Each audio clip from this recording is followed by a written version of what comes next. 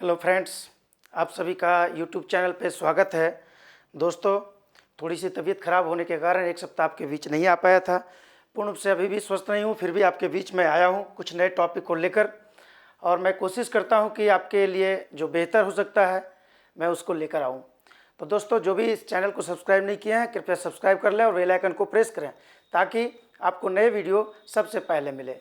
दोस्तों, आपने आज तक सुना होगा, ये कई यूट्यूब चैनल पे भी देखा होगा कि एसडीओ और एसडीएम के बारे में बताया होगा, और आज आश्चर्य आपको होगा कि जो इस पद को भी सुशोभित नहीं करते वो भी आपको बताते हैं। दोस्तों, खैर एनीवे, मैं आज बताने का कोशिश करता हूँ कि एसडीओ और एसडीएम क्या होता है और एसडीएम की क्या शक्तियाँ होती है। तो आज मैं इसी टॉपिक पर बात करूँगा कि एसडीओ और एसडीएम क्या होते हैं। मैं दोस्तों आज इस पर बात करने के क्रम में पहले बताऊं कि एसडीएम के एडमिनिस्ट्रेटिव पावर होते हैं, एसडीएम के जुडिशरी पावर होते हैं और एसडीएम के एडमिनिस्ट्रेटिव, जुडिशरी और मजिस्ट्रेसी पावर होते हैं। उसके पूर्व दोस्तों आप देखते होंगे कि कई लोग कई विभाग के पदाधिकारी होंगे और आप बताते हैं कि हम फलाना एसडीओ हैं, फलाना एसडीओ हैं।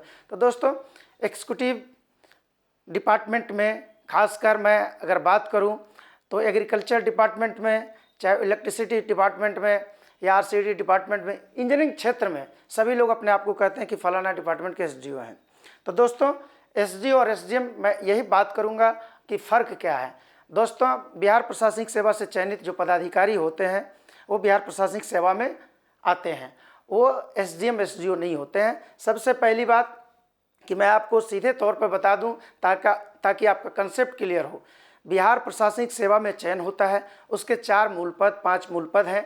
जैसे सीनियर डिप्टी कलेक्टर, डीसीएलआर में आपका पदस्थापन होता है, अनुमंडल पीजीआरओ के रूप में होता है, और सीनियर डिप्टी कलेक्टर, अनुमंडल पीजीआरओ, डीसीएलआर और एसडीएम के रूप में होता है। और एक नए पद के रूप में एएसडीएम का भी सृजन हुआ था। 5 पद दोस्तों मुख्यतः है।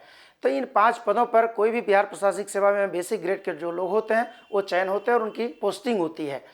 तो दोस्तों, एसडीओ क्या है?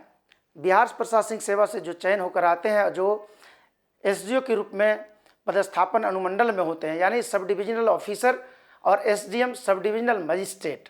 तो सब डिविजनल ऑफिसर का क्या कार्य है?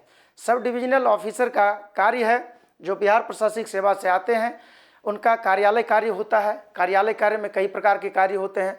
खासकर लैंड रेवेन्यू कोड जो रिलेटेड होता है वो सभी उप समाहर्ता के स्तर के पदाधिकारी कार्य करते हैं, और वो कार्य अनुमंडल पदाधिकारी भी करते हैं, जिसमें दोस्तों कार्यालय कार्य में पेंशन के से रिलेटेड काम होता है। और मुख्यतः आप जानते हैं, चाहे वो मानवाधिकार से रिलेटेड हो या जनसंख्या आबादी स्थल से रिलेटेड हो, या दोस्तों जो भी उस क्षेत्र के अंतर्गत कार्य होते हैं वो सभी कार्य अनुमंडल पदाधिकारी के कार्य द्वारा किए जाते हैं, अनुमंडल कार्यालय से ही निष्पादित होते हैं। अनुमंडल पदाधिकारी के द्वारा राशन कार्ड बनाया जाता है, लाइसेंस अथॉरिटी होते हैं, लाइसेंस को कैंसिल भी करते हैं। जितने भी जन वितरण प्रणाली विक्रेता होते हैं सभी इनके अधीन होते हैं। इन सभी कार्यों का निष्पादन अनुमंडल पदाधिकारी के रूप में कार्य किए जाते हैं। जो सब डिविजनल ऑफिसर होते हैं वो अनुमंडल कार्यालय में इन सभी कार्यों को किया जाता है।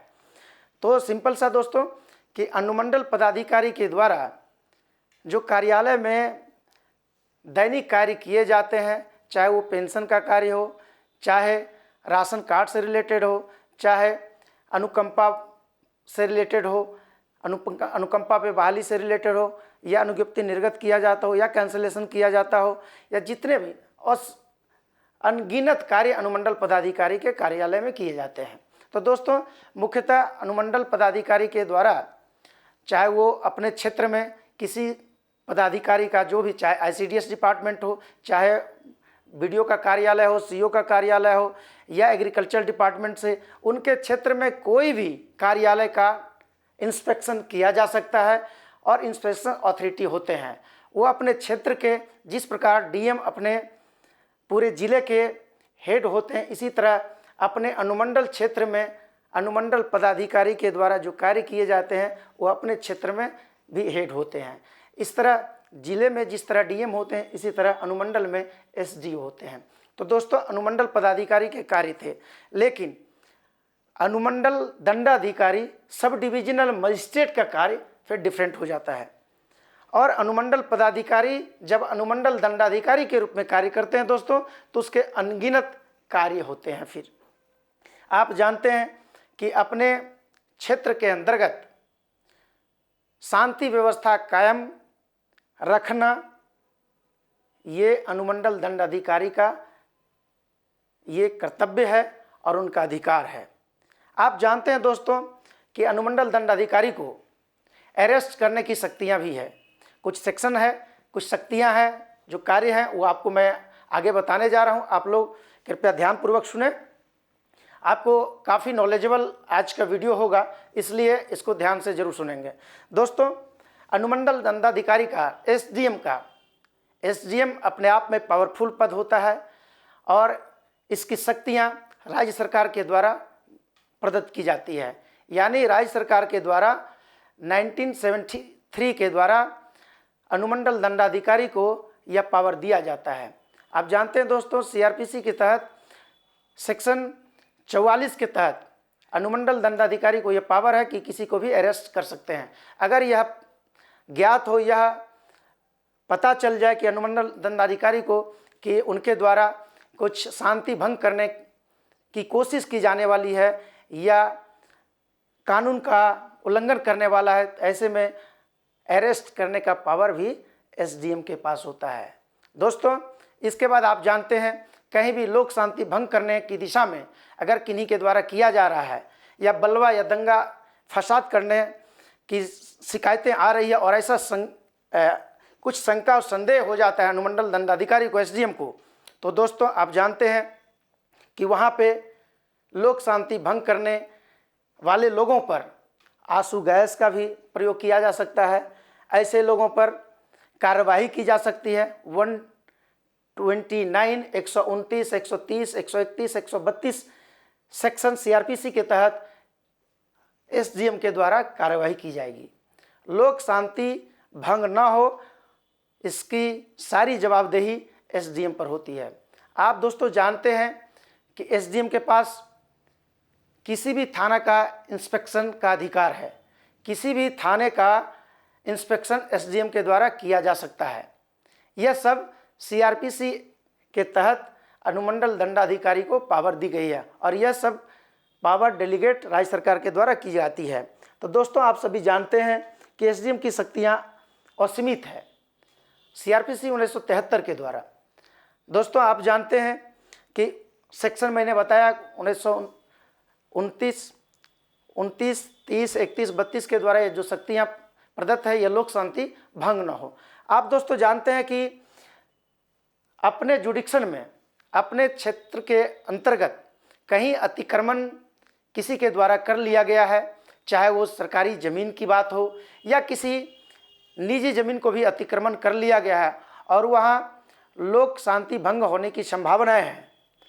अगर सरकारी ज़मीन को कब्जा किन्हीं के द्वारा अवैध रूप से कर लिया गया है तो वहाँ 133 सीआरपीसी के तहत अतिक्रमण, यानी अगर अवैध रूप से कहीं कब्जा कर लिया तो उसको खाली कराने का भी दायित्व एसडीएम पर है और अपने मजिस्ट्रेट बहाल कर वहाँ पे खाली करवाया जाता है। यह सभी शक्तियाँ एसडीएम को प्रदान की गई है। दोस्तों, अतिक्रमण को मुक्त कराने का भी एसडीएम के द्वारा किया जाता है। दोस्तों, आप सभी जानते हैं कि आप सभी जानते होंगे, जब पढ़ते होंगे या पढ़ने के दौरान या गांव घर में भी सुनते होंगे कि कर्फ्यू लगा दिया गया। दोस्तों, कहीं भी अगर लोक शांति भंग हो या किसी ज़मीनी विवाद में दो पक्षों के बीच में लगता है कि शांति भंग होने की संभावनाएं हैं, तो वहाँ पे स्वविवेकी शक्तियों से भी एसडीएम के द्वारा 144 धारा लागू की जाती है, जिसे निषेधाज्ञा कही जाती है। यानी 5 से अधिक व्यक्ति उस एरिया में जहाँ तक 144 धारा लगाई गई है, उस एरिया में 5 या 5 से अधिक व्यक्तियों यानी एक समूह में नहीं जा सकते हैं। और यह सभी थानाध्यक्ष और लोकल एडमिनिस्ट्रेशन को आदेश दिया जाता है कि इसका उल्लंघन होने पर उसको अरेस्ट किया जा सकता है। यानी 144 अपने अनुमंडल क्षेत्र के अंतर्गत एसडीएम को यह अधिकार है कि 144 धारा लगा सकते हैं। दोस्तों अमूमन आप जानते हैं कहीं कभी कभार इन केस जैसे कम्युनल सांप्रदायिक दंगा होने की संभावना हो, या दो गुटों पर या जाति उन्माद फैलाने की संभावना हो, या किसी गुट में ऐसा होने की संभावना है, तो इस परिस्थिति में भी 144 धारा लगाई जाती है। यानी मैंने बता दिया कि जमीनी विवाद में भी खून खराबा होने की संभावना है, यानी इस तरह की संभावना को देखते हुए 144 लगाया जाता है और लोकल एडमिनिस्ट्रेशन को इसका अनुपालन कराने का जवाबदेही दी जाती है। दोस्तों ये मैंने बताया 144। आप जानते हैं दोस्तों जो किन्हीं को अधिकार नहीं है वो एसडीएम को एक और अधिकार है, लाउड स्पीकर। आप सभी जानते हैं चाहे किसी भी फेस्टिवल में हो या कहीं भी सरकारी कार्यक्रम हो रहा हो, तो इन सभी या कोई निजी कार्यक्रम कर रहे हो, तो इन सभी कार्यक्रमों में अक्सर फेस्टिवल के दिनों में लाउड स्पीकर का परमिशन एसडीएम के द्वारा ही दी जाती है। आप जानते होंगे उस परमिशन में लिखा रहता है कि 10 बजे रात्रि के बाद आप लाउड स्पीकर नहीं बजाएंगे। उस एक्ट के तहत यह प्रावधान किया जाता है, निर्देश दिया जाता है कि इतने बजे से इतने बजे के बीच आप इतने ध्वनि विस्तारक यंत्र का प्रयोग करेंगे। दोस्तों यह एसडीएम के द्वारा ही ऑर्डर और ये परमिशन दिया जाता है। ये सभी शक्तियाँ एसडीएम के पास ही निहित है। दोस्तों आप सभी जानते हैं इन सभी के अतिरिक्त एक और पावर है, जैसे अगर कोई छत से गिर गए हो, उनकी मौत हो गई हो, या कोई जहर खाकर मौत हो गई हो, या किसी प्रकार के संदेहास्पद मृत्यु अगर होती है, तो आप सभी जानते हैं उसका इंक्वेस्ट किया जाता है। उसका मृत्यु के बाद अंत्य परीक्षण किया जाता है, इंक्वेस्ट किया जाता है। वो कौन करते हैं? एसडीएम करते हैं, या जिला दंडाधिकारी के द्वारा, डीएम के द्वारा, किसी प्राधिकृत एक्जीक्यूटिव मजिस्ट्रेट के द्वारा इंक्वेस्ट किया जाता है।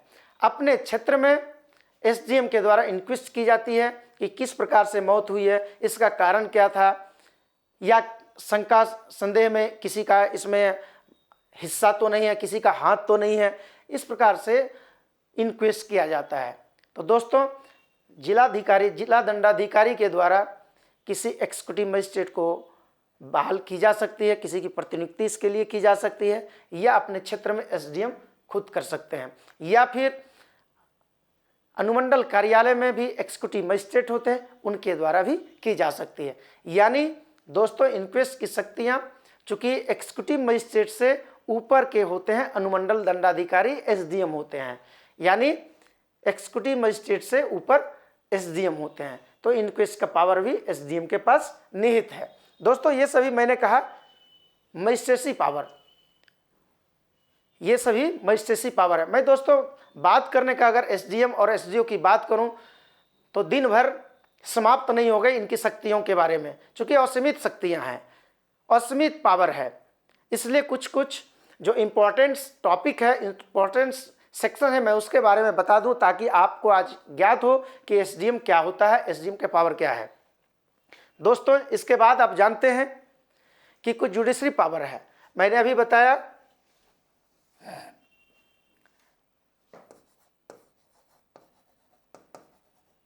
Administrative,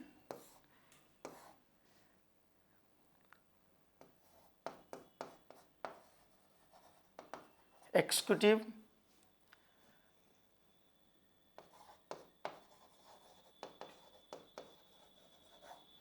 judiciary power. दोस्तों आप सभी जानते हैं कि जुडिशरी पावर यानी एसडीएम का एक कोर्ट होता है। कोर्ट में इनकी सुनवाई होती है।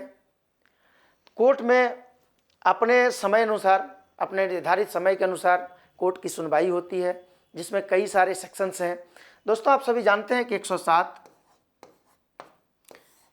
सेक्शन के तहत, यानी लोक शांति भंग न हो या कुछ ऐसा शंका और संदेह हो रहा है, अमूमन देखते होंगे कि चुनाव के दौरान या किसी फेस्टिवल के दौरान अमूमन कोई एक ग्रुप बनाते हैं या संदेह होता है कि जैसे पहले से भी उनका नाम ऐसा रहा हो शरारती तत्वों में कि ऐसा शांति भंग कर सकते हैं या सांप्रदायिक दंगा फसाद कर सकते हैं, तो 107 के तहत हम लोग कार्रवाई करते हैं और 116(3) के तहत बाउंड डाउन करते हैं, यानी इसका बाउंड डाउन करवाते हैं, बंद पत्र, अंतरिम बंद पत्र करवाते हैं कि आप कोई न्यूसेंस क्रिएट नहीं करेंगे और अमूमन 50,000 रुपया या जो भी है उसका बाउंड डाउन करते हैं कि इतने रुपए का अगर आपके द्वारा उल्लंघन किया जाता है तो आपको यह जुर्माना दी जाएगी।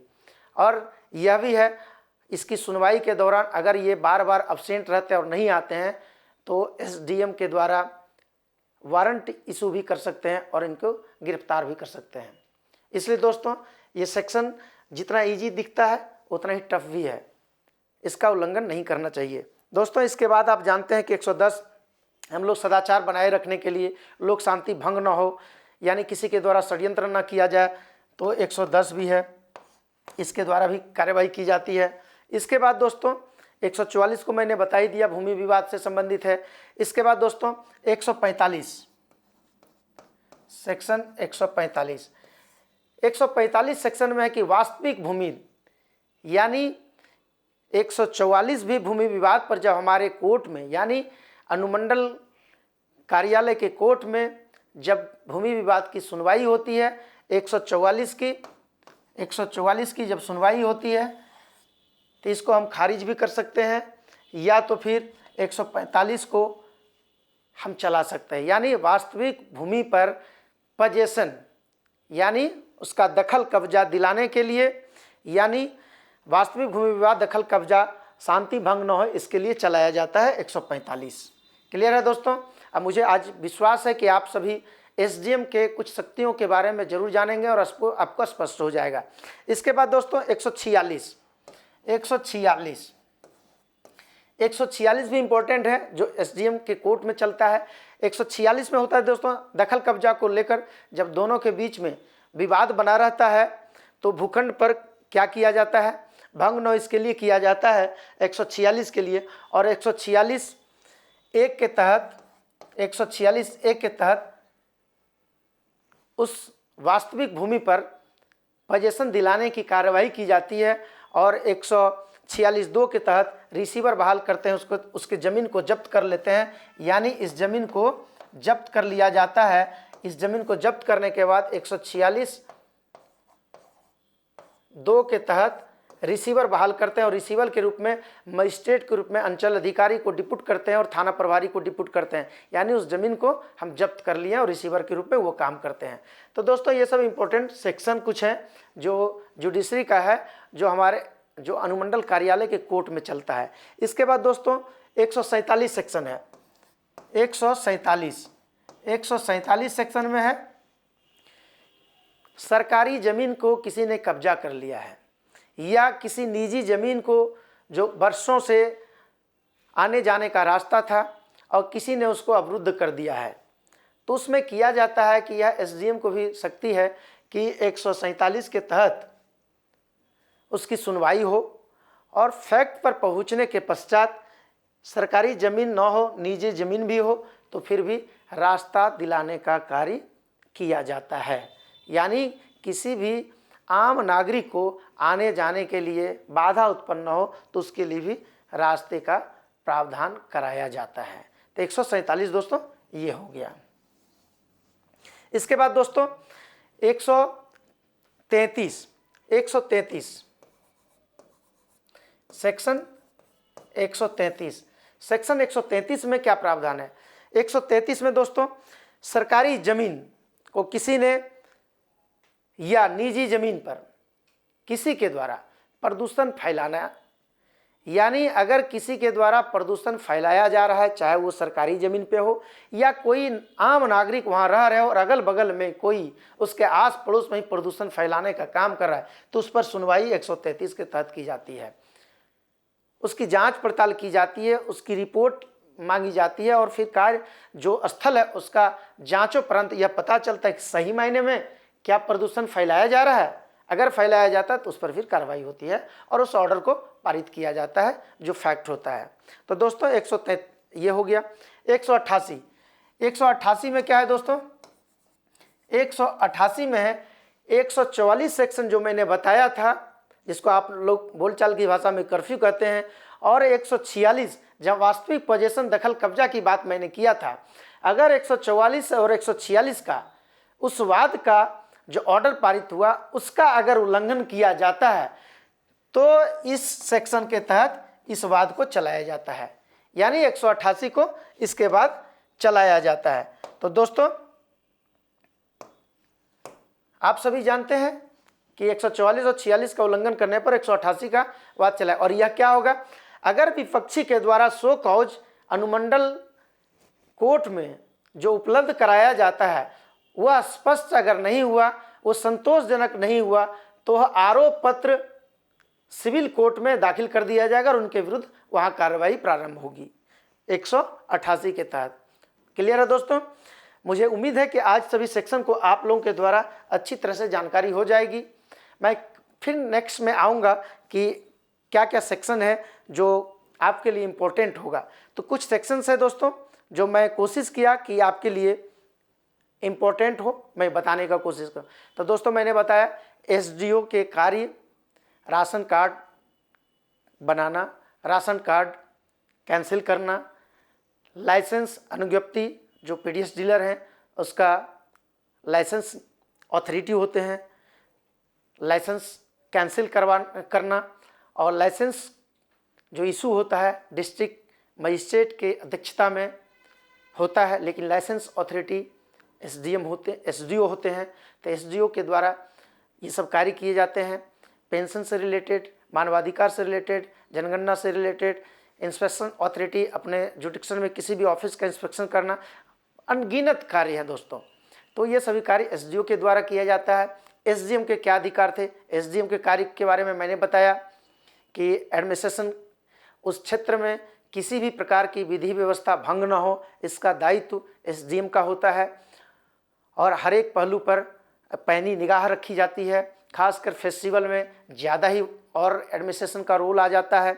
दोस्तों चैलेंज तो एसडीएम का प्रतिदिन होता है कि उनके क्षेत्र में किसी प्रकार की लोक शांति भंग न हो, शांति व्यवस्था कायम हो। आप सभी जानते हैं किसी भी अपने क्षेत्र के अंतर्गत किसी भी पदाधिकारी को, चाहे इंजीनियरिंग डिपार्टमेंट को हो या ब्लॉक स्तर के पदाधिकारी हो, पर्यवेक्षकी पदाधिकारी हो, सभी को मजिस्ट्रेट के रूप में प्रतिनियुक्ति की जाती है और जिलाधिकारी, जिला दंडाधिकारी महोदय को अनुमोदन के लिए भेज दी जाती है। यानी अपने चिन्हित स्थलों पर दंडाधिकारी की प्रतिनियुक्ति करवाना भी एसडीएम का दायित्व होता है।